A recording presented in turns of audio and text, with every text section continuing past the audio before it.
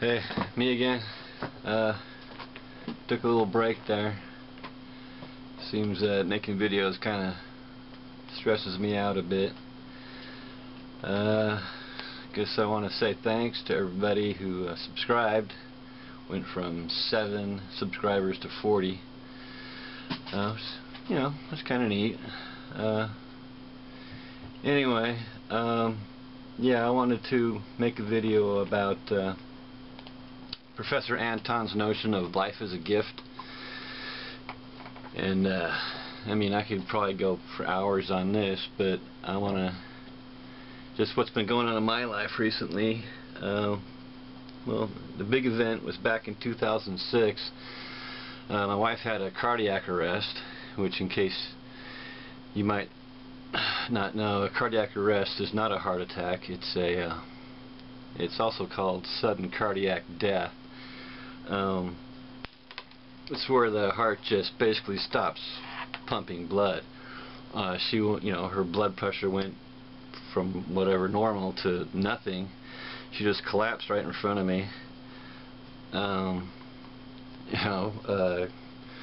Called 911. Didn't know what else to do. She was still breathing. I didn't even think to check for a pulse or anything. I don't know why. I was freaking out. I mean, your wife just collapsed in front of you. So anyhow, yeah, I mean, if you want to call that a gift, go ahead, but I didn't like it very much. So anyhow, firemen get here, and as they're taking her out the door, I mean, her face was turning blue, or her lips were turning blue, her legs were turning blue. I mean, I thought she was dead.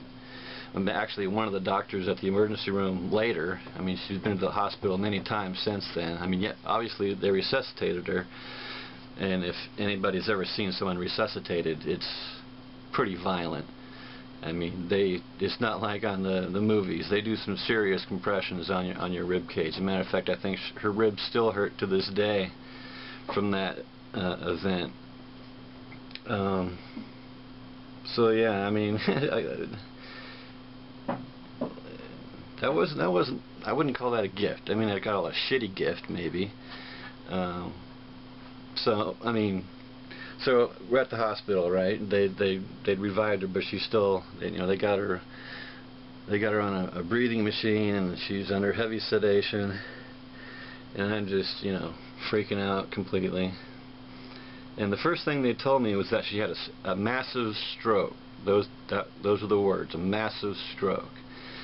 And then later they said, well, it's an old stroke, which we later, well, I mean, we kind of knew. When she was 19, she had what she called a feeling of being kicked in the head by a mule.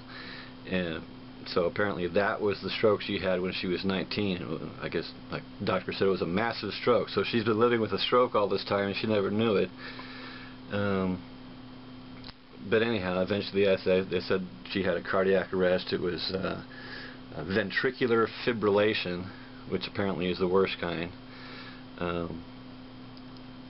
don't know if there's good. I mean, yeah, it was pretty bad. I mean, she had 2 feet out the door. She must have been out for like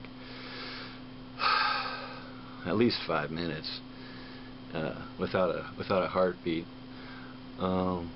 So anyhow, but still, we didn't really. I was thinking I was going to be, my wife was going to be a complete invalid. Massive stroke, right? Well, again, since it was an old stroke, that had nothing to do with why she had a cardiac arrest. As a matter of fact, they never told us. They can't. The cardiac arrest thing is kind of a mystery, I guess. I mean, and then they wanted to put a defibrillator inside her, and she was like, "Forget that noise." So we got one of these external ones, which would talk to you. It would warn you if it's going to start, if it's about to defibrillate, and it would do this. She's laying there, just trying to rest. And this thing is warning, it's about to defibrillate, stand back, you just got to push a button to make sure it wouldn't do it. And so we said, just screw that thing. We gave that back. I mean, she hasn't. It was just, well, she was having. Well, she's had problems all her life. I mean, her mom induced labor so that she wouldn't have to travel to Alaska, where her father was stationed in the Air Force. So she was, I think, 1 or 2 weeks premature, and then they go to Alaska, and she gets pneumonia like 5 or 6 times. So the doctors there say she needs to be moved to a warmer climate. And so instead of moving the family to a warmer climate, they ship her off to her grandparents, where she lives for like 7 years, and then they come back and get her, and her life just completely went upside down. Anyhow, that's a whole other story. But yeah, she's had problems with her bowels all her life, and I guess that was the thing. When she would use the bathroom, she would have these things she called episodes, and they'd last maybe 5 minutes and then go away. And she wouldn't want me to see that, so I never saw it until this, what we're calling the big episode. It went on for like 20 minutes, and she came out of the bathroom and said, "See, this is what it's like." And I was like, "Do you want me to call 911? First she said yes, then she said no. Then I said, "Do you want to go to the hospital?" And she said yes. So we're getting ready to go to the hospital. That's when she collapsed. And so anyhow, I mean, she recovered. I mean, she's alive, but she had all kinds of problems. They gave her all kinds of meds, and she wasn't reacting well to the meds, and she was still having these episodes.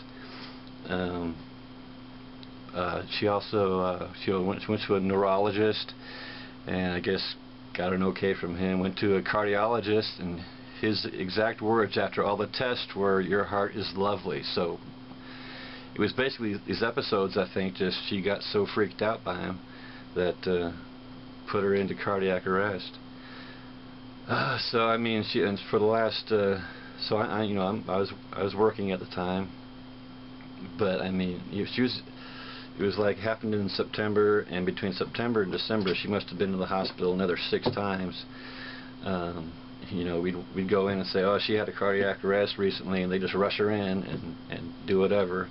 But they, you know, never really figured out where the episodes came. But, oh yeah, her cardiologist mentioned that good scotch in moderation is good for the heart. And through happenstance, we figured out that a shot of scotch would stop these episodes she was having. So I mean, so she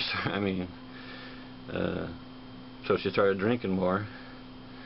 And she was in the hospital from 2006 to 2010. At least every 6 months she'd be in for pancreatitis, which may have been the problem in the first place. We don't know.